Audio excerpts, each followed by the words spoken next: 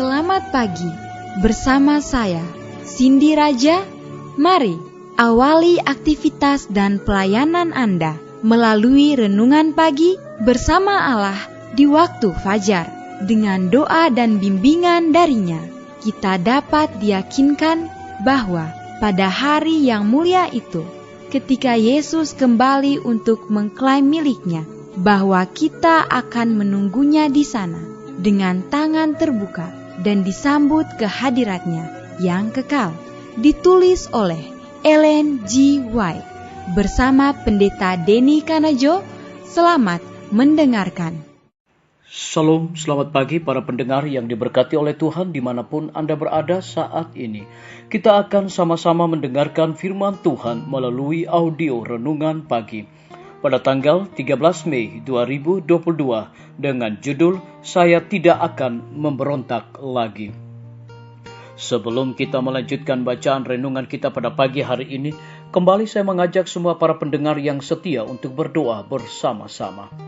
Bapa kami yang bersemayam di dalam takhta kerajaan sorga, terima kasih Tuhan Yesus, oleh karena kasih dan rahmat-Mu begitu besar bagi hidup dan kehidupan kami, lebih khusus panjang malam di dalam tidur kami. Hingga tiba di pagi hari ini kami bangun dengan tubuh sehat dan segar. Sebelum kami melakukan segala tugas pelayanan pekerjaan kami sepanjang hari ini, kami rindu untuk belajar mendengarkan firman Tuhan. Curahkanlah kepada masing-masing kami kuasa Roh Kudus-Mu. Terima kasih Tuhan, ampuni kami Bapa, karena kami sudah berdoa hanya di dalam nama Tuhan dan Juru Selamat kami. Amin. Ayat inti kita terambil di dalam Ayub 34 ayat yang ke-31 dan 32. Demikian firman Tuhan.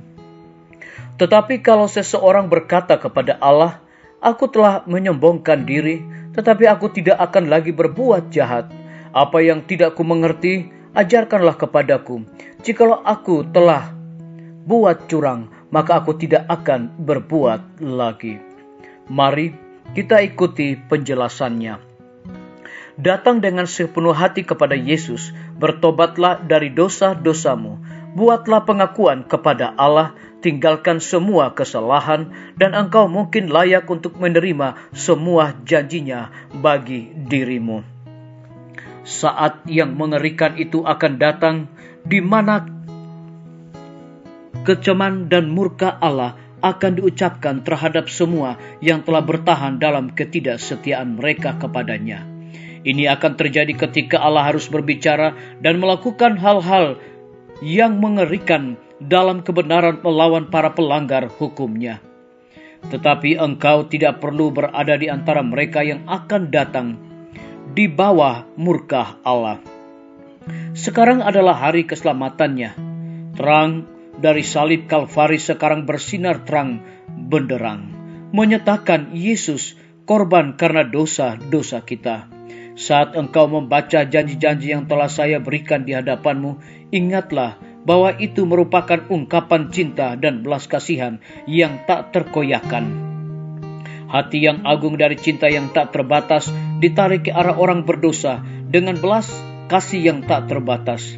Kita memiliki penebusan melalui darahnya, yaitu pengampunan atas dosa-dosa kita. Ya, hanya percayalah bahwa Allah adalah penolongmu. Dia ingin memulihkan citra moralnya dalam diri manusia. Saat engkau mendekat kepadanya dengan pengakuan dan pertobatan, Dia akan mendekat kepadamu dengan belas kasihan dan pengampunan. Kami berutang segalanya kepada Allah. Dia adalah pencipta keselamatan kita. Disalin dari buku Testimonies jilid 5, halaman 634 dan 635. Engkau sudah mengakui dosa-dosamu dan membuangnya jauh-jauh dari dalam hatimu. Engkau telah bertekad memasrahkan dirimu kepada Allah.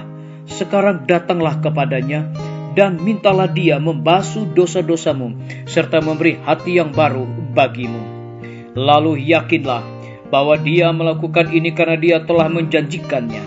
Inilah pelajaran yang telah diajarkan Yesus ketika masih berada di atas dunia ini, bahwa pemberian yang dijanjikan Allah kepada kita haruslah kita percaya sepenuhnya dan kita terima, maka itu akan menjadi milik kita. Disalin dari buku Kebahagiaan Sejati halaman 62. Biarlah bacaan renungan kita saat ini akan menjadi berkat bagi kita semua. Mari kita tunduk kepala dan kita berdoa.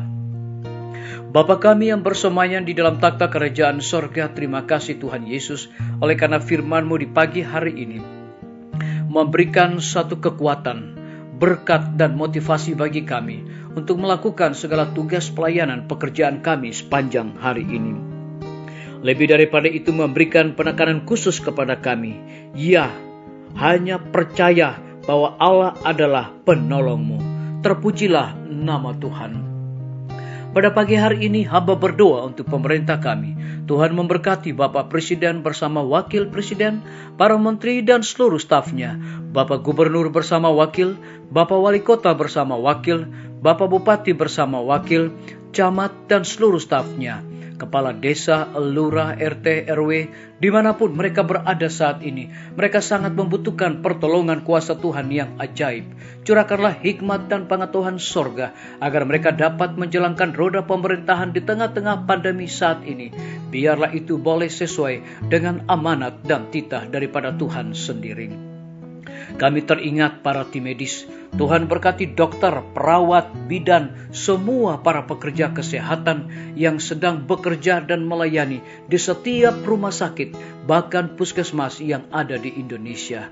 Curahkan hikmat pengetahuan sorga dan dedikasi di dalam pelayanan. Lebih khusus kami berdoa untuk kelanjutan pembangunan Rumah Sakit Advent Palangkaraya dan juga Rumah Sakit Advent Kupang. Tuhan berkati semua panitia, Tuhan berkati semua para tukang. Lebih khusus Tuhan berkati Dr. Raymond yang Tuhan percayakan untuk melayani di Rumah Sakit Advent Palangkaraya.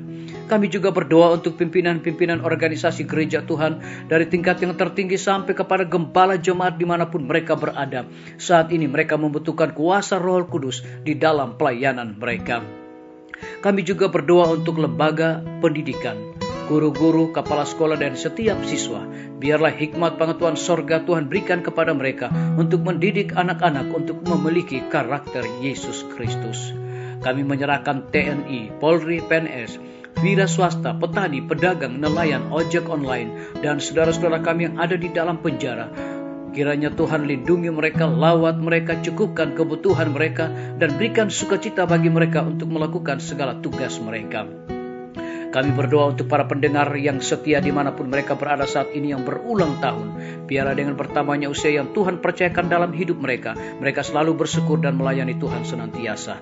Yang berada di dalam kebimbangan ketidakpastian hidup, Tuhan berikan iman yang teguh untuk mereka percaya kepada Tuhan dengan sungguh-sungguh. Terima kasih Tuhan Yesus, ampuni kami Bapa, karena kami sudah berdoa hanya di dalam nama Tuhan dan Juru Selamat kami. Amin. Sampai jumpa. Tuhan Yesus memberkati kita semua.